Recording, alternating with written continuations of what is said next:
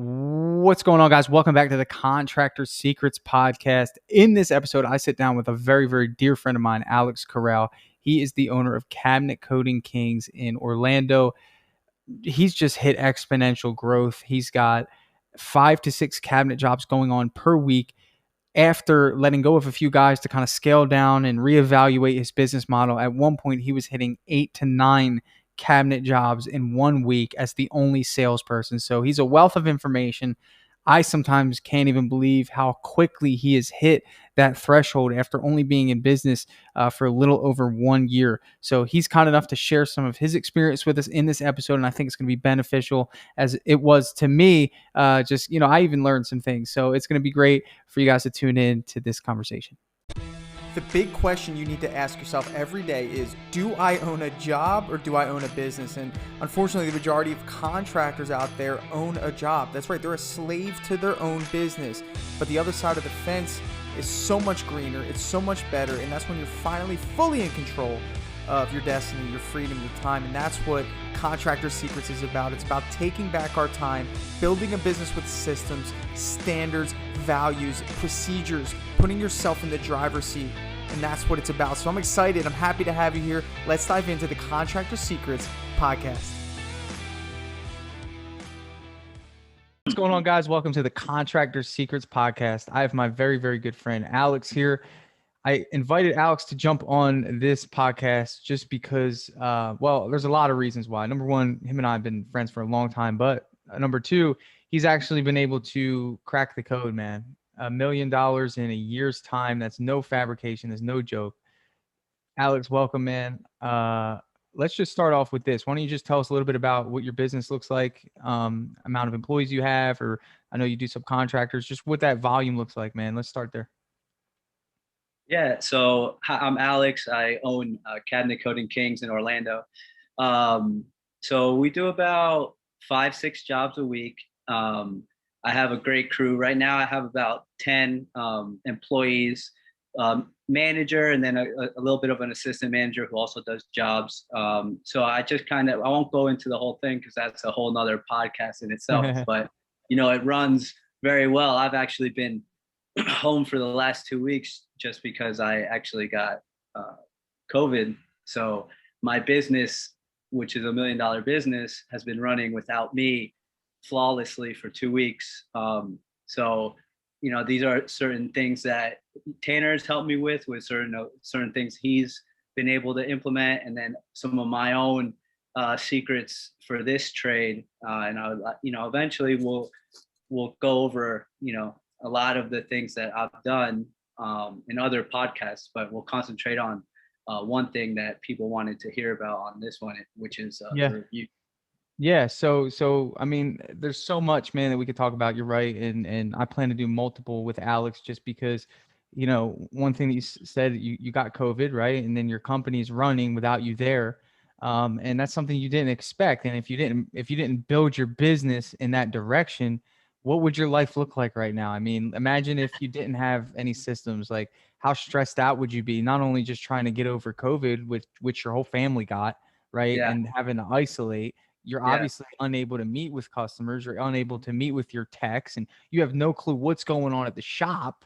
What would your life look like if you didn't set your business up, not expecting this, but you just knew that the right way to set up a business is to have a system? What would it look like? Yeah, it would be chaos. I have trustworthy people. I mean, I don't know what it would be like. I don't even want to put my mindset in that scenario. Yeah. I honestly, you'd be freaking out. You'd be stressed out. You wouldn't what would you do? But I have very trustworthy people in the positions I've put them in. Just real quick, and we could go over this in another one, but I recently had 20 employees and doing 7-8 jobs a week. I had, due to certain circumstances, I had to go down to 10 employees doing 5 jobs a week. But that was one of the things when I was deciding how to structure the businesses, which ones of my guys are the ones I could trust the most. Trust. Love that. Yeah, it's all trust, and they all could do the job, all of the crews, but there was some that tried to get away with things, and I wouldn't really get on them because, I'm a guy of elevation, and, I appreciate So I was a little lenient on some of these guys who did good work, but maybe cut little corners. But the main thing I would say is, right now I have the best of the best. They're phenomenal and they get the job done without So you me guys are having to doing work. you guys are doing about 5 to 6 jobs a week, right? Yeah, So averaging right around 25,000 a week, maybe sometimes 30,000 a week in produced jobs. right. Yeah. And so you were at a point, and you and I discussed this, right? You have sometimes 8 jobs in a week going, 8 Yeah, kitchens being done. You yeah. I have did it no for other, wait, let me kind of for preface this. Hold on. You have no other salespeople. You're the only salesperson. Okay. And you did this for a good 8 months through COVID, where you have kept 8 crews busy every single week. And yeah. this is your first, actually, you're into your second year in business. I know that you've worked for a Recently, yeah. recently. You've worked for a cabinet coating company before. You were never a cabinet coating technician, but you built the system. You focus on sales. And I just wanted to make sure that that was all being said. So when we decided, and you and I worked through this of scaling your business down. And is it because, again, like, so let me ask you this, like, if you had 8 trusted individuals, would you go back to 8, or are you comfortable at this 5 to 6 range? I would say the model I'm working towards to perfect would be the um, five crew shop. Okay. It's a good amount of number. You'll have $1 million business at that point. And then just structuring it very systemized, so you don't have to be there, and you get the right people who do the right job, and you treat them well and you pay them well, and everyone's happy. Right. So because once you start getting into 7 8, it just gets to a lot. It's a lot. Like, I saw the Yeah. law of diminishing return. Right. Like, I experienced it, right? I experienced, 2 to 3 to 4 when you're growing, to have a manager and something else, there's that little gap where you're, making enough, but you should be making a little more. When you get to like 5 6, you're like at that sweet spot. And then when you get to like 7 8 9 jobs a week, which I was doing at some times, I had a Yeah. point for 2 months where I'm doing 8 9 jobs a week. um, Jeez. and then just for everything I do, it was just like overwhelming. Yeah. The crews get overwhelming. You kind of lose touch with the employees a little bit. It Yeah. becomes a production center instead of like a care center, which I like, to be there for my employees and make sure they're growing mentally. And I just, it's not about like all the money that comes in for me anymore. So I've learned a lot through experience. I did try to push and push, and you know So through my quality. experiences, 5 and 6 is the best. Quality over quantity is what you learned. And I think when you start a business, out of fight or flight, you just sell as much as you can, and you've achieved such fast success. You have over 250 reviews on all channels in the first year. You have more reviews than me. I've been in business 5 years, and I used to call myself the review guy. You're the review guy. You win. Yeah. I think you have 140 on Google 5-star. You have 160. This is in. Nah, I have Oh, by he the end of knows. this week, I'll have 190, pretty much throughout all platforms, 190. 5 reviews. Yeah. So Love I'm it, man. almost by the end of February, I plan on being at 200 There reviews. you go. I love it. But these reviews are genuine. People, obviously, they hit on what's most important, which is the care that you have in the home, and you don't even go to the jobs. So let's talk about that, right? I mean, you have all these people touting how amazing the experience is. Alex was so great, and chances are you're never going to see you never see the jobs in person, you never meet with them in person. So how does that happen, man? How do you create such a great experience and not even be there? Yeah. So, well, I implement my care into like into our crews, so they Okay. they know what I care about. I call the customers every morning, so the crews know I'm going to call them every morning, and I know I don't really get onto the crews about much, but they know if they don't communicate, if they're not there on time, if they don't do the job like they know they're supposed to do it, that's the time where, I get a little upset, and, Yeah. then have to fear their job at that Yeah. point. Yeah. But so I implement my care for the customer into my organization, and then I call the customers every morning. So I'm like, hey, what's going on? So I'm there on Monday morning, calling them, telling them what's going on. Tuesday, telling them what's going on. If any concerns come up, we fix it and nick it in the butt ASAP. I don't have to go because I trust my guys. If there's situations that warrant me going, I do go. And I make sure they know I care enough to go if there's situations like that. But honestly, that rarely ever happens. Yeah. Um, so yeah, it's pretty much But I it call was them. starting to happen a little bit when you made the cuts that you Oh had yeah, to yeah, make, yeah. So and that's yeah, when I had important. So the 8, 9 jobs a week, there yeah, was a lot because more. you weren't unable to have that personal touch that you have with the 5 6. So you were losing that personal touch. You were losing the quality control at 7 8, and Yeah, the people that were going to these jobs. And it's important for anyone listening, and for you to mention as well, is that like these guys didn't have the opportunity to ruin your reputation because you caught it before they had the opportunity to ruin your reputation. Is that correct? Yeah. yeah, and like I said, they did the jobs fine, okay, and it wasn't like they weren't bad people. It's just there's a certain level where, you know, fortunately, I had enough people where I put names on two sides of paper, and I just got the best of the best. Yeah. So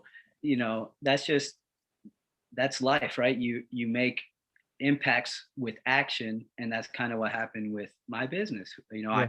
I watched everything. I might have not spoke about everything, but I have cameras in my shops, so I could see what's going on. And my decision, due to circumstances, had to be to cut half the staff, but Yeah. I did it because of So yeah, action. action. You took action, and I think that you recognize that you grew kind of fast and you leveled out. And I think that Yeah, there's two ways you could go. You could keep going because your main motive is money. You could go as far as you want and know that, okay, I could do 8 jobs. Let me get somebody and do 10 and do 12. And like at that point, it's just like you must want as much money as possible, or a big house, or just have the biggest business in the town. But like, how far stretched are you going to be? And more importantly, how fast is the quality of your company going to drop? You look at I would like, say if I would have continued right now, it would be I would be in major trouble. yeah, Like major in terms of not even wanting to have the business anymore. yeah. It's So it stressful. was I mean, it's stressful. I mean, I think about it. I run 2 jobs a day, and I got to coordinate colors. I got to coordinate customer. Like, that's just two. Granted, we do 5 6 jobs in a week because sometimes we do 1 day jobs. That we can knock out in the house painting business. But just dealing with 2 customers throughout the day is enough, right? That's enough to cause you some stress. You were dealing with 8, and I know that yeah, for you that became normal, but dude, that's insane. Like, you didn't have an office admin, you didn't have no, anyone answering your phones, you didn't have anyone scheduling, you didn't have, it was you and then all the techs, and then you had a shop manager, right? yeah, That was the way the business was set up. Amazing, that was it. amazing. And that's So a right good. now I'm learning everything. I kind of took your advice, which he's been banging into my head. He's like, more systems. Like, get the systems. You get 10 jobs a week, but it's more the system. So like anyone listening, I'd like to tell you, don't just grow the business because you can. Definitely get enough jobs to bring in the money that allows you to live in a nice way, but make sure you have all your systems in order so that you don't have to be there. And Right. something happens, like something happened to me, you have the right people in place where like it's going flawless. I did 5 jobs this week. 3 are finishing a day early today. Love all it. the all the materials are ready for next week already with my guy. Even added an extra little job for my manager and assistant manager because they're so on it, and it was a little job and they could bust it out and we could all make a little more money. So Love it. um, yeah, everything's running great, and I plan on doing big things in the future. So Yeah, I'm let's talk excited to about that. I do know you and I went back and forth. I think one of your goals was to kind of package up your system, put a bow on it, and offer it as a franchise opportunity. And you and I also discussed kind of what would be different about your franchise opportunity and why wouldn't somebody start their own. So tell me, why would somebody even want a franchise of Cabinet Coating Kings?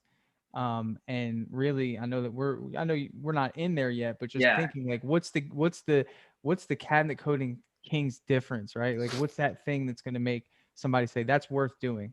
So it's going to be the same thing as why I'm pretty much always the highest price, but I do the most business in Orlando, right? It's the customer experience. So this would be more the owner experience. So, Hmm. I could probably sell some franchises now, but I don't feel it's worthy to give to someone because it's not totally explainable. Like it's in my brain, but I can't give someone a book and say, Right, here's this. And then, I want to be able to help them in all facets. So right. I want just like I package this business and help, my customers event, like I would say in a year or so, I'll be ready to do that with business owners. And then when you do get the Cabinet Coating Kings brand, I mean, the getting jobs is a piece of cake. Like you would never have to worry about getting jobs. Like they just come, like, you know, Yeah, like once the system's down. And I think part of one of the major things is that you're in competition a lot with house painters that say they paint cabinets. Would you yeah. say that that's like 2/3 of your competition? Yeah, I don't really look at anyone as competition, and not in a bad way, egotistical way. It's just I don't think about those things. I know my brand. The people who will go with me, they go with me because they see the reviews, and my reviews aren't like, "Hey, good job." My reviews are like, They're deep. a nice paragraph. Yeah, So paragraph it's not of like I have the level. 200 So, but sentences. I have obviously, a like paragraph. obviously, your focus is just it's the customer. Like, and the thing is, I guarantee one of your questions when you call your guys is like, is the customer happy, right? Have you, is that one thing you always ask? Yeah, You know, well, I don't leave it up to them because they're always gonna say yeah. So I make sure the customer's happy myself. So very true, very I true. don't leave it up to them. I don't leave much up to them. I've learned a lot in the last year. I'm telling you guys, like I'm a very spiritual minded person, so I always want to like be loving and kind of cater to people. There's definitely a distinction when you're dealing with business and you're dealing with like personal, that you have to separate and really deal with business with I question think reality. major learning this year on that, I assume, right? Because you and I are the same in that regard. I mean, we want people to succeed. We want to help them stay motivated. We want to inspire them. We want to help them grow individually. But we've recognized, me too, because I've let quite a bit of people go that I thought would be people that would have my back the same way I've had theirs.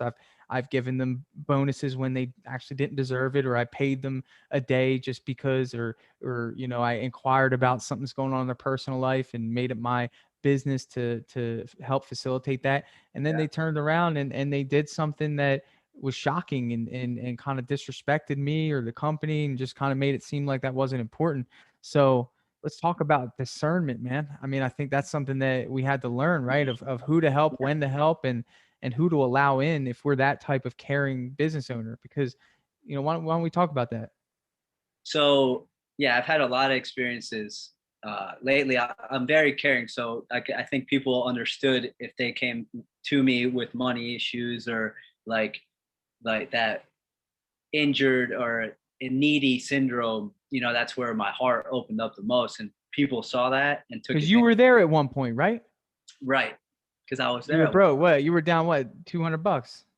Yeah, yeah, we helped We've each other out exchanged. many We times. were Yeah, both broke at $200. You gave me 200 when I needed it, and I gave you 200. yeah. So we know what it's like to be in a position of financial scarcity. So Yeah. continue. Yeah, so I mean, the main thing is you got to watch people and you got to see what people say, and you got to take people's words and actions very seriously, because the ones who are on it, you're not going to have to tell them to do things like, and they'll do what they say they're going to do. And then you have to make sure you're open enough and authentic enough to where if they feel overwhelmed or if you're putting too much on their plate, they could come at to you in a good way before they get overwhelmed, and you talk about it. That's how I see things. And if you see someone, coming up with excuse after excuse and not being their word like over and over and over, big red flag. You got to figure out real quick, is this guy good for the company, not for making you money, for the company and for your stress very quick. Yeah, yeah, and that's important, and I think that's a really hard thing for a lot, even myself early on, even you. I think again, if you're that type of business owner that actually cares, because the benefit of caring and being an empathetic business owner is huge because you build loyalty, right? So those 5, 6 guys, although you said that you trust them, they're also people that you trust not to take advantage of you. Would you agree? Yeah, but then you also have to, have a backbone and not be scared to ask questions. The questions you need to ask, when you have an instinct, because you need to be so open and honest with your people that you're not scared to ask certain questions if you Right, feel it, and that'll open them up to do the same with you. right. And then you just don't ever act in scarcity. Like if someone comes in who's one of your crew members come and they demand things, or they want more money, you sit down and talk to them and ask them why they feel this way. If they have good points, I've been in a situation where I did give them the extra money because I didn't know certain situations. But you got to make sure all your employees know, you're coming with your biggest heart, you're doing everything in the best way you can, and they shouldn't be, their demanding isn't going to Yeah. scare you So into there's a balance though. There's a balance of, how much work you're putting on them and how much money they're getting paid, right? So sure. you have to do good as a business owner to balance out that dynamic of, are they doing more work in excess of what they're getting paid, or am I paying in more excess of the work that they're doing? And if the latter is true, you're paying more than the work that they're doing, we normally let them go because they're not upholding the agreement. But Right. ultimately, in the same way, we have that responsibility not to overload them with work. So I assume you do a pretty good job balancing that stuff. Oh yeah, I mastered it. Yeah, I know. Man, that's morale. That's employee morale, man. That's what it's about. Yeah, I just try to You be know, the best with them. They all have to understand, like the work they go into with these, service-based businesses isn't a walk in the park. They right, have to understand. So I try to teach a lot of mindset. Like if right, you need to be happy in all situations, or you're never going to be happy at all. right. You know, Absolutely. Yeah. so that's what try to teach my crew. I try to teach them a higher mindset. Like, hey, do your best here, and if you move, whatever your next step is, if you could be happy doing this, you're going to be a lot. You're going to be happier on that point. But if you're So not tell happy, me, you're so not going to so be tell me happy. this. So after you just saying that, you don't care if your guys move on and do something else. That doesn't Because I bother could you. bring other people in, and I just want people to do their best. And I want, if someone's heart's not into my company, there's no reason to have that negative energy around. You should Well, see what this. about if somebody's moving up and accelerating in life? Let's say they find a better opportunity with a better cabinet painting company or coding company. Not saying that you're not the best. We believe that, but just say, let's say they moved on somewhere in a good way. What is your reaction to that usually if they did? Um, I mean, I've had a couple people, recently they started their own company, and it is what it is, and I've actually sent them a couple jobs. Yeah, I don't really have to worry about anyone else. I want everyone to succeed. There's plenty of business out there, so I'm trying to get it to a mindset like Tanner. There's abundance, right? The customers that want me will come to me, and the other ones, there's plenty of people who will have those jobs. right. But I'm just gonna try to help people as much as I can and share my knowledge, and then go to that next level, where I can help in a Yeah. larger way. And I think that's why I wanted to spend so much time talking about employees. That's the foundation of that's what you're selling. You are selling a cabinet painting job. That's expected of you, but the experience is what gives you 190 reviews. You said that there was kind of a strategy though that you get. I mean, although we do a great experience and we could give someone an amazing experience, they don't write reviews. So So how have this you gotten this is people to the get trick. reviews? What's to see? How much are you paying them? This is the trick. So, hey, you follow up with them all week. Okay, that's like it's a big thing. So they they Yeah. they trust. They're like, all right, he's on it. And my crew's on, I swear to God, everyone's like, your crew's the best. Every one of my crew members are phenomenal. All right. Wow. So I bring my customer satisfaction mindset to all my crews. So Right. I call every week. So Monday, Tuesday, how's everything going? This is what they're doing, blah, blah, blah. Wednesday, I start hitting the, you know, fishing at them, right? Throwing the bait in. So I'm like, hey, it's Wednesday. I just want to walk you through the final steps for Friday. When they're all finished up and it looks phenomenal, um, please have the final balance in a sealed envelope. And I'm going to send you 3 reviews at that point. So right before they're done, Send you 3 look links, it you mean? over. Yeah. So look, so I start early. So Wednesday, I'm like, so I'm going to send you 3 review links right before they're done. When you see it looks beautiful, write those review links, all 3, and you can save $25 off the remaining balance. How about that? And then I do it again on Thursday. And then Wow. I say it again Friday morning. Wow. I love it, dude. What Now a it's just strategy. implemented. And Yeah. But you, ultimately, like, some people would say, well, oh, you're, incentivizing people to leave reviews. And they might look at that like, oh, well, that's not genuine. Well, ultimately, you have to understand that their review we are using as a marketing tool, right? Like they are voluntarily putting their name, sometimes their location, their yeah. photos, like they're actually doing this and they're throwing it on the internet for us to send people to look at. I think that's worth $25. I think that Yeah, that's and fair. they're taking their time. So it's their time, to Yeah, write and these it's their reviews. time and it's all that. So it's Yeah, not so much, hey, I'll give you $25 to do this. It's like, hey, you probably were going to do this anyway, but if you can just do me right. this favor and this is just my way of just saying thank you.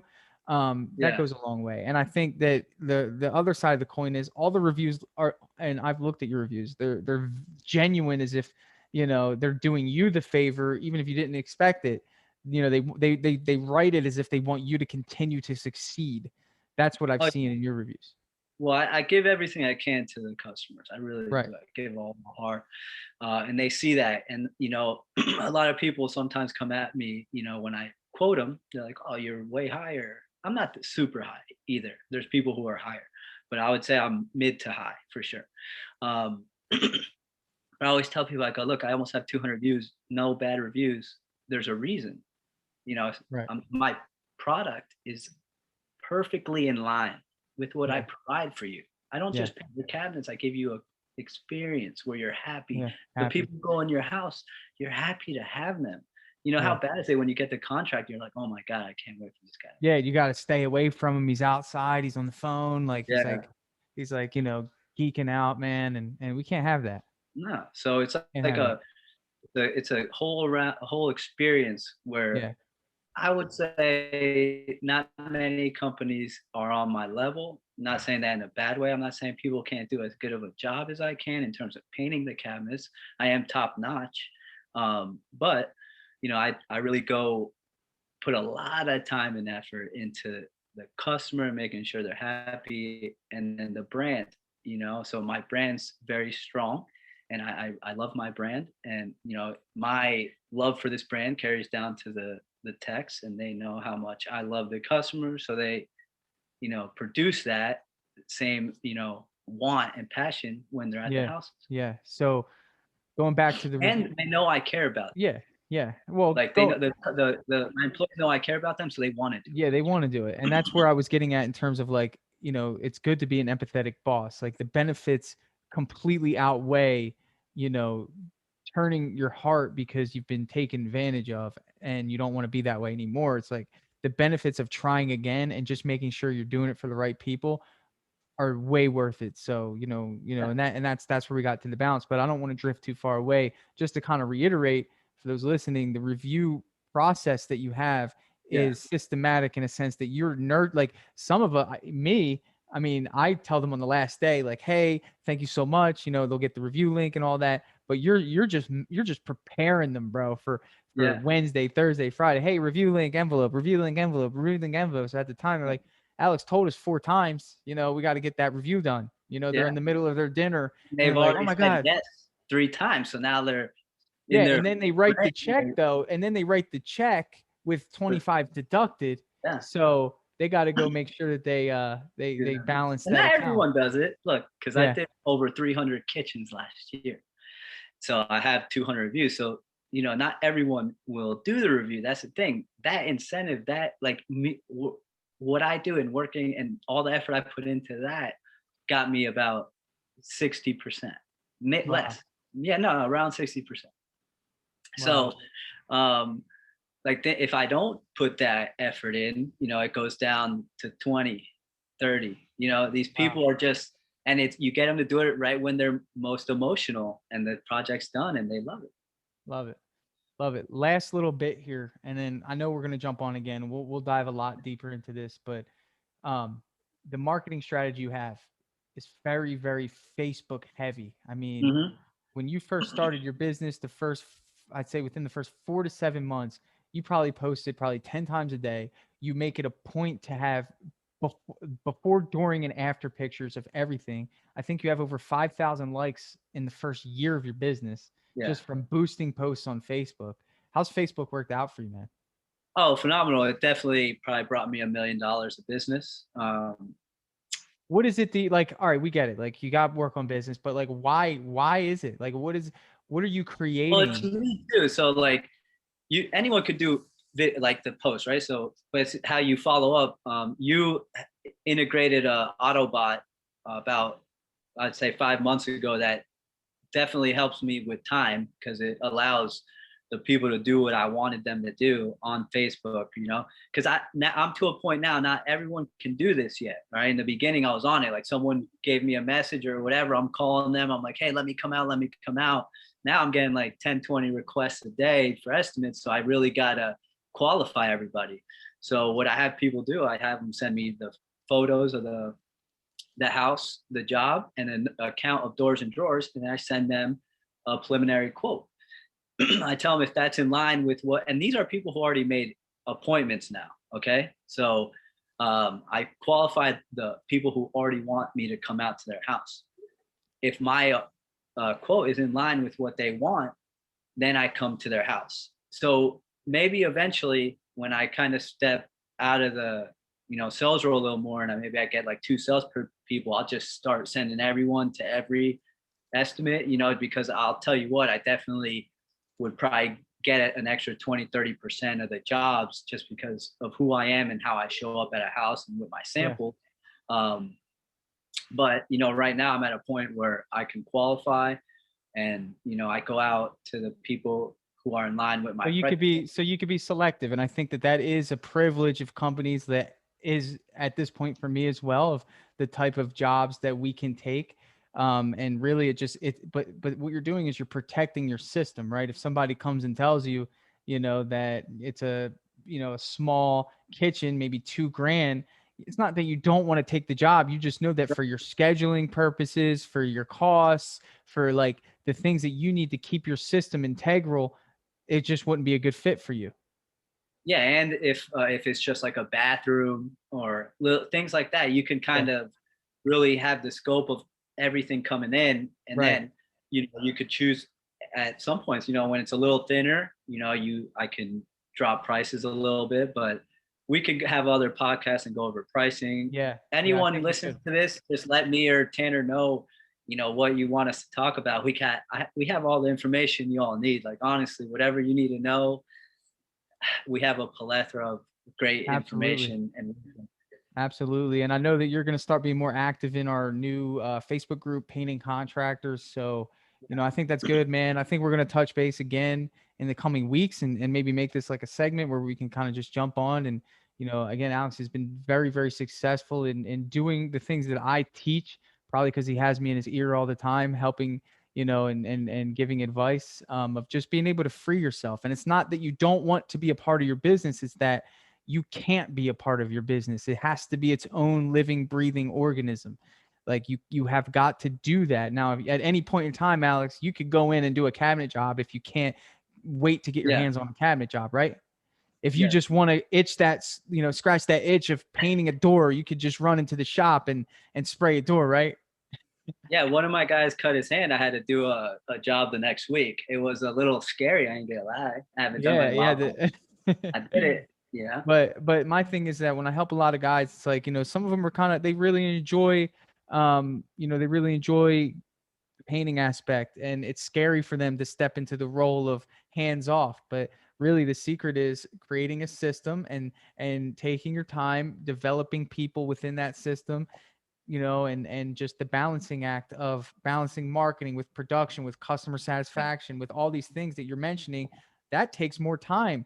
That needs to be, So let me say one thing real quick. Remember, sure, Tanner, when I entered this business, how did I start it? Did I start it doing jobs, or did I start it running the business? running the business. I never started doing Never. jobs. You Right never. as Yeah, soon as I started the business, it was always yeah, I was running the business. So yeah. You in never my went mind, into it. I Yeah, never went into it like I'm doing the work. And not saying the work is well, I'm too good for it or anything, because the work's fun. I did it, and it kind of zones you out. It's actually really nice. But my intention going in, and this is important, is I saw it as I'm running this business to grow into something that can help a lot of people. So now what I'm going to do, I'm looking to that franchise level. So I have phenomenal guys now who are, we're putting the systems together, all the processes. So, we want to do even a touch up library. So that's the kind of things, like when you get a Cabinet Coding Kings franchise, like that's what you'll have. You'll have everything you need. And then I'm a sales phenom, like, so you won't ever have a problem if you wanted to get sales coaching and how to get sales. And then with a brand like mine, I don't even, it's not really having to try so much anymore. It's like showing up with a sample. yeah, yeah. Okay. And I think that there is room for that in the contracting business, right? I mean, you look at cars. When you see a Bentley, you don't question. What does Eric Thomas say? Bentleys are never on sale. Yeah. It's like, that's just when you have that, there is a market for this quality experience. And in the kitchen coating industry, we're usually dealing with people of high standard, high quality. They want communication. They want seamless processes. They have the money to spend on that, and they will. It's just a matter of, can you deliver that? And I think that, again, more topics for a different day, man. Let's wrap up here. I appreciate you being here, man. And again, if anyone has any questions for Alex, please jump into our Facebook group, which you can find in the description of this episode, and jump in and just tag them. And I'm sure you'll be, happy to help. Yeah. And then if you want us to cover any certain topics, like I said, we kind of want to do this on a weekly basis, let us know what you'd like to hear. And we go from there. Awesome, man. Thanks for joining us, man. And we will, I know we'll chat soon. All right. Have a great day, guys. Hey, I just want to take a second to thank you for joining me here on the Contractor Secrets podcast. I'm just going to take this opportunity to let you know that my passion is coaching people, helping people. I've changed my Instagram name to @contractorcoach. And I did that because that is my passion. I want to help you. So please reach out to me. If you have an issue going on in your business, send me an email. Find me on Instagram, message me, and let's do a breakthrough session. I want to work through your problems in your business to help you get to that next level. And one thing that I always say is this, the difference between those that get over the humps and the hurdles in business is just a change in perspective. And that's what I plan to offer you. So get with me, message me, allow me to help you take your business to the next level.